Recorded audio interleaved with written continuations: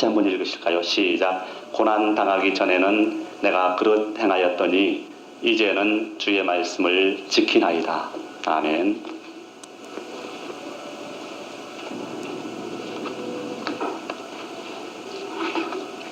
오늘은 본문 말씀을 중심으로 고난의 유익이라는 제목으로 하나님의 말씀을 대언하고자 합니다.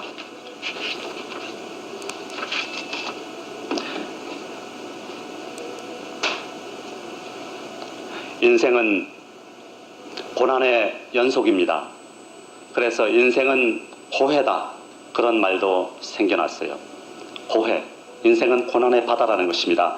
고난이 없다면 얼마나 좋겠습니까?만은 누구에게나 예외 없이 고난은 닥쳐오는 것입니다. 적고 많고의 정도 차이는 있을지언정 고난이 없는 인생은 하나도 없습니다. 육체 질병으로 인한 고난이 있지요. 영의 번민으로 인한 고난이 있지요. 생활고로 인한 고난이 있지요.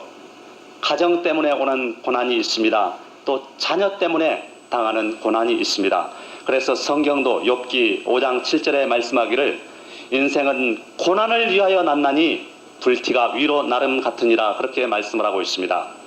사람들은 누구를 막론하고 고난당하기를 원하지 않습니다. 자기의 앞날에 울퉁불퉁한 비포장 도로보다는 잘 포장된 페이브먼트가 펼쳐지기를 원하는 것입니다. 그리고 고난이 다가오면 사람들은 두 종류의 반응을 나타냅니다. 보통 사람들은 이것이 죄 때문이 아닐까, 그렇게 생각을 합니다.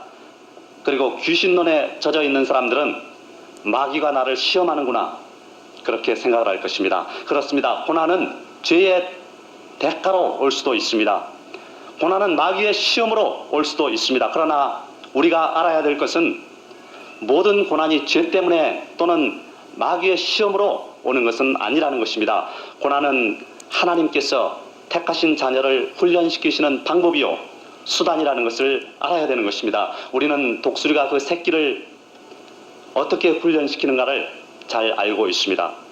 새끼가 어느 정도 자란 뒤에는 독수리는 그 새끼를 두 발로 움켜쥐고서는 공중으로 날아 올라갑니다. 그리고 그 공중에서 새끼를 그대로 놓습니다. 새끼는 날갯짓을 하지 않으면 중력 가속도가 붙어서 초속 9.8m의 속도로 지면을 향해서 수직으로 곤두박질을 쳐서 죽고 마는 것입니다. 그래서 독수리 새끼는 죽지 않기 위해서 필사적으로 날개를 쳐서 날게 되는 것입니다. 이런 고난을 통해서 독수리 새끼는 나는 법을 터득하는 것입니다. 그리고 그런 훈련 방법은 새끼에게는 고난일지 몰라도 그 어미에게는 새끼를 훈련시키는 좋은 방법인 것입니다. 하나님이 그 택하신 자녀를 훈련시키시는 것도 이와 마찬가지인 것입니다. 우리 편에서 볼 때 그것이 고난이지 하나님 편에서 보실 때는 그것은 그 자녀를 훈련시키시는 좋은 방법인 것입니다. 그러므로 우리는 고난이 다가올 때 낙심하거나 절망할 것이 아니라 고난에는 반드시 유익도 있다는 것을 알고 그 고난을 슬기롭게 이겨나가야 되는 것입니다. 그럼 고난에는 어떤 유익이 있을까요? 고난의 유익이 무엇일까요? 첫 번째, 주님을 찾게 한다는 것입니다. 고난을 당할 때 우리는 주님을 찾게 됩니다. 평소에는 거의 기도하지 않던 사람도 고난이 오면은 기도하게 돼요. 갑자기 새벽 기도를 하게 되고 철야 기도를 하게 되고 기도원에 올라가서 기도를 하게 돼요. 여러분 입장을 바꿔놓고 한번 생각해 보십시오. 여러분이 만일 하나님이라면, 택한 자녀가 하나님께 전혀 관심이 없는데 고난이 다가오면 기도한다. 그렇다면 고난을 당하게 할 법하지 않습니까? 하나님은 성도가 깨어서 기도하게 하기 위해서 고난을 허락하실 때도 있는 것입니다. 호세아 5장 15절을 보니까 저희가 고난을 받을 때에 나를 간절히 구하리라 그랬어요. 하나님도 고난 당할 때는 기도하라고 명령하고 있습니다. 시편 50편 15절을 보면 환난 날에 나를 부르라, 내가 너를 건지리니, 그렇게 말씀을 하고 있습니다. 환난 당할 때 하나님께 기도하면은 하나님께서 그 환난에서 건져 주시겠다는 것입니다. 사실 기도다운 기도는 극한 고난 중에 나옵니다. 평소에는 심령 깊은 곳으로부터 기도가 나오지 않고 겉기도만 하는 사람도 고난이 오면은 심령 속으로부터 기도가 나오는 것입니다. 다급한 영의 외침이 나오는 것입니다. 예레미야 33장 3절을 보면은 너는 내게 부르짖으라, 내가 내게 응답하겠고 그랬어요. 여기 부르짖으라는 것은 목청껏 기도하라는 뜻이 아닙니다. 항상 주무시고 계시다가 부르짖어 깨워야 마지못해 일어나서 응답해 주시는 게으름뱅이 하나님으로 생각하지 마십시오. 하나님을 귀가 어두워서 부르짖지 않으면 듣지 못하시는 노인 하나님으로 생각하지 마십시오. 여기 부르짖으라는 것은 육의 큰 목소리가 아니라 영의 다급한 외침을 말하는 것입니다. 그러므로 속으로 기도할지라도 다급하게 하나님 정말 큰일 났습니다. 어떻게 해야 될지 모르겠습니다. 방법이 없습니다. 막다른 골목입니다. 도와주세요. 이렇게 속으로 하더라도 하나님께는 이것이 부르짖음으로 들린다는 것입니다. 물고기가 평소에는 물이 귀한 줄 모르다가 물을 떠나면 물 귀한 것을 알게 돼요. 이번에 중국 사람들이 우리나라로 들어오려고 우리나라 배를 타고 배 밑에 고기 실는 곳에다가 그곳에 들어가서 숨었어요. 그래서 들어오다가 25명이 질식해서 죽는 사고가 일어났습니다. 얼마나 공기를 찾다가 죽었겠습니까? 문을 열려고 막 하다가 손 마디까지 다 헐었다고 그러잖아요. 여러분, 우리 성도들은 육체는 산소로 호흡을 합니다. 산소를 호흡을 해요. 그리고 영혼은 성령을 호흡하는 것입니다. 산소는 코를 통해서 기도로 호흡을 해요. 기도는 숨을 쉴 때 공기가 폐에 드나드는 통로 아닙니까? 그리고 성령은 입을 통해서 기도로 호흡을 해요. 여기 기도는 하나님께 드리는 기도잖아요. 아이러니컬하게 이 영혼과 육체가 둘 다 기도로 호흡을 한다는 것입니다. 험한 고난이 다가올 때 성도라면은 누구나 하나님께 기도하게 되는 것입니다. 그 다음 두 번째, 고난은 우리를 겸손하게 만듭니다. 평소에 모든 일에 자신만만하던 사람도 극한 고난을 체험하고 나면은 한풀 꺾이고 마는 법입니다. 그리고 교만이 하늘을 찌르던 사람도 고난을 겪고 나면 자신이 한낱 죽을 수밖에 없는 인간에 불과하다는 것을 깨닫게 돼요. 이와 같이 고난은 사람을 겸손하게 만듭니다. 역대하 33장 10절에서 13절을 보면은 이런 말씀이 있습니다. 여호와께서 므낫세와 그 백성에게 이르셨으나 저희가 듣지 아니한 고로 여호와께서 아스로 왕의 군대 장관들로 와서 치게 하심에 저희가 므낫세를 사로잡고 쇠사슬로 결박하여 바벨론으로 끌어간지라. 저가 환난을 당하여 그 하나님 여호와께 간구하고 그 열조의 하나님 앞에 크게 겸비하여 기도한 고로 하나님이 그 기도를 받으시며 그 간구를 들으시사 그랬어요. 유다왕 므낫세를 보십시오. 교만하여 악을 행하던 그 사람이 고난을 당하고 나니까 크게 겸손해졌다고 기록하고 있습니다. 사람은 무릇 고난을 겪어봐야 겸손을 알아요. 하나님은 교만한 자를 꺾으시는 수단으로 고난이라는 방법을 사용하시는 것입니다. 그 다음 세 번째, 고난은 우리로 하여금 말씀을 지키게 합니다.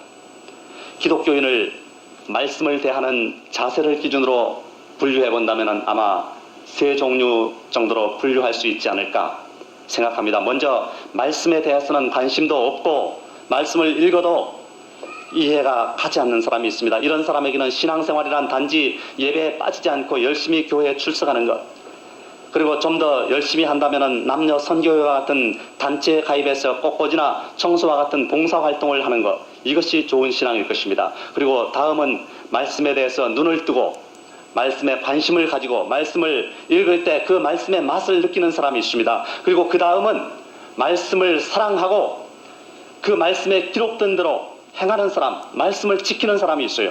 여러분은 어디에 속합니까? 성도가 성령 체험을 강하게 하고 나면은 말씀에 관심을 가지게 되고 또 말씀을 읽을 때 그 맛을 느끼게 됩니다. 말씀의 맛은 무슨 맛입니까, 여러분? 짠맛입니까? 쓴맛입니까? 말씀은 매운맛입니까? 떫은 맛입니까? 신맛입니까? 무슨 맛입니까? 성경을 보면은 말씀의 맛은 단맛이라고 기록되어 있어요. 시편 19편 10절을 보니까 여호와의 말씀은, 여호와의 율법은 완전하여 영혼을 소성케 하고 여호와의 증거는 확실하여 우둔한 자로 지혜롭게 하며 여호와의 교훈은 정직하여 마음을 기쁘게 하고 여호와의 계명은 순결하여 눈을 밝게 하도다. 여호와를 경외하는 도는 정결하여 영혼까지 이루고 여호와의 규례는 확실하여 다 의로우니 금 곧 많은 정금보다 더 사모할 것이며 꿀과 송이꿀보다 더 달도다. 말씀의 맛은 단맛이라는 것입니다. 성령 충만을 체험하고 나면 이처럼 말씀의 단맛을 느낄 줄 알게 돼요. 그런데 문제는 성령 충만을 체험했다고 해서 주의 말씀을 지키게 되는 것은 아니라는 것입니다. 그럼 어떻게 해야 말씀을 지키게 되느냐? 그것은 자신의 부족함을 깨닫고 주님께 나의 삶을 온전히 맡기게 될 때 주의 말씀에 온전히 순종하게 된다는 것입니다. 그런데 그냥 자신의 부족함을 깨닫게 되는 사람 없습니다. 저절로 나의 삶을 온전히 주님께 맡겨지지가 않습니다. 그럼 어떻게 해야 맡기게 되느냐? 자신의 한계를 깨달아야 돼요. 내 힘으로는 불가능하다는 한계를 깨달아야 되는 것입니다. 그래야 느낄 수 있어요. 이처럼 자신의 한계를 느끼게 해주는 것이 바로 고난이라는 것입니다. 오늘 읽은 본문 말씀 시편 119편 67절을 보니까 고난 당하기 전에는 내가 그릇 행하였더니 이제는 주의 말씀을 지키나이다. 고난을 통하여서 주의 말씀을 지키게 된다는 것입니다. 그 다음 네 번째, 고난은 성도들에게 영육 간의 싱싱함을 유지하게 주는 것입니다. 여러분, 젊음을 유지하는 비결을 아십니까? 젊음을 유지하는 비결을 소개해드리겠습니다. 먼저 하나님께 모든 것을 맡기고 살 때 늙지 않는다는 것입니다. 세상에 늙지 않는 사람이 어디 있겠습니까마는 그럴 때 덜 늙을 수 있어요. 스트레스가 사람을 병들게 한다는 것은 잘 알려진 사실입니다. 그런데 하나님께 모든 과정과 결과를 다 맡겨버린 사람은 스트레스 받을 일이 없어요. 하나님께 모든 것을 맡겨버릴 때 걱정도, 근심도, 불안도, 초조도, 번민도 모두 다 떠나가고 이러한 것에서 해방될 수가 있는 것입니다. 그래서 마음이 편안히 늙지 않는 것입니다. 그 다음에는 젊음을 유지하기 위해서는 세포가 날마다 새로워져요. 사람이 죽는 근원적인 원인은 죄 때문이지 않습니까? 그런데 사람이 죽는 직접적인 원인을 보니까 성경에 보니까 기운이 다하니까 죽었어요. 창세기 25장 8절을 보니까 아브라함은 수가 높고 나이 많아 기운이 진하여 죽었다고 기록되어 있습니다. 창세기 25장 17절을 보니까 이스마엘도 기운이 진하여 죽었다고 기록되어 있어요.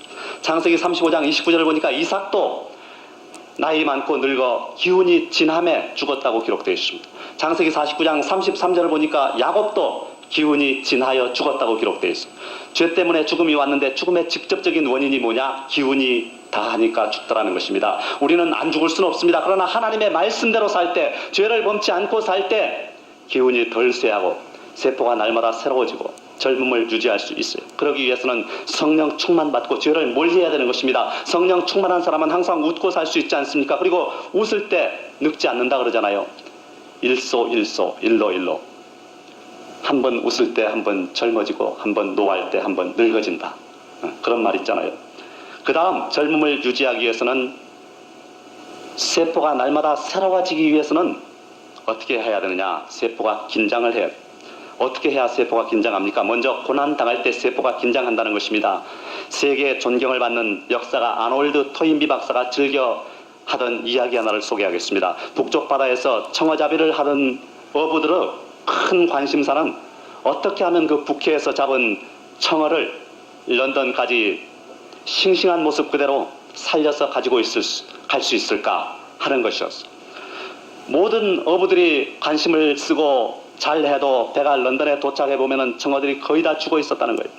그래서 언제나 그것 때문에 골치가 아팠어요. 그런데 한 어부만은 언제나 북해에서 잡은 청어들을 싱싱하게 산채로 런던까지 가지고 와서 큰 재미를 봤다는 것입니다.